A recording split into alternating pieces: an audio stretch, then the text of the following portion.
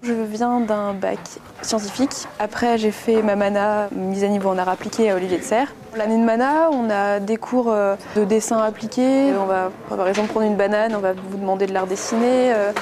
On a des cours d'expression plastique. On a encore maths, français, anglais. Tout ça, ça compte autant que les matières de dessin. En fait, l'année de mana, c'est pour remettre tout le monde à niveau. C'est une année très dense, on a beaucoup de travail, mais ça ne fait qu'empirer en première et en deuxième année. Le BTS Design d'Espace est très intense, on a franchement l'impression d'être en prépa.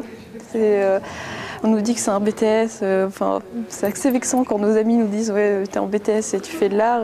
Non, c'est un peu plus que ça quand même. Et on est arrivé le premier jour, premier sujet, rapport et proportion.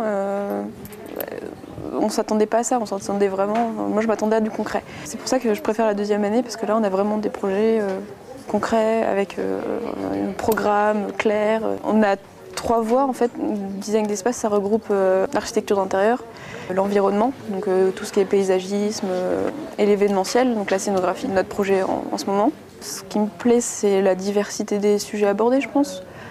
On reste relativement libre et tout participe à ce qu'on développe notre propre sensibilité en fait. Ce qu'il faut savoir aussi, c'est que quand on voit les gens aux portes ouvertes, il y a beaucoup de gens qui nous disent oui, je veux faire décoratrice d'intérieur, mais c'est pas du tout ce qu'on apprend ici. C'est vraiment pas du tout ce qu'on apprend ici. Et, on fait pas du Valérie Damido.